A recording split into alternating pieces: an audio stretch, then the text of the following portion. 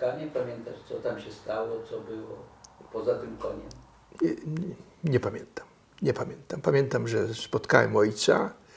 Pamiętam, jak wygląda, ale nie wykluczam, że jest to pamięć zapośredniczona, że to jest ze zdjęć pamięć jego, jak on wówczas wygląda, tak bardzo ascetycznie, bardzo szczupło. Zresztą wkrótce po przyjeździe do Polski zrobiła mu portret taka wybitna dość malarka z NRD, z którą się przyjaźnił, prawda? Ekspresjonistka jeszcze sprzed wojny.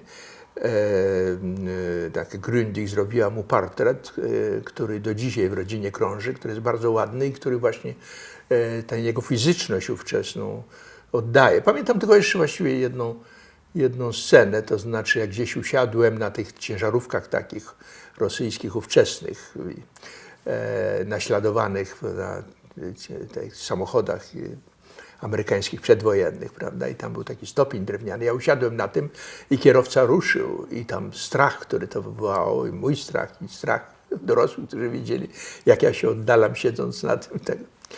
Nieważne, to jest nieważne. Pamiętam ten żłobek i przedszkole, to znaczy to były miłe wspomnienia, to znaczy, że atmosfera, którą ja odbierałem, była miłą atmosferą. To było gdzie? Proszę? Gdzie był ten? No to było gdzieś tam głęboko w Rosji, Czkaos czy coś takiego i później Mińsk. Ale znów to była ogólna atmosfera. Ja nawet nie jestem w stanie powiedzieć, jakim językiem wówczas się posługiwałem.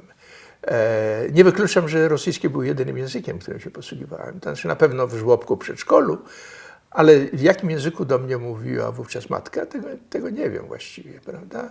Ona świetnie znała, no nie mówiąc o tym, że oczywiście jej pierwszym językiem był polski, ale świetnie znała rosyjski. Nie wiem.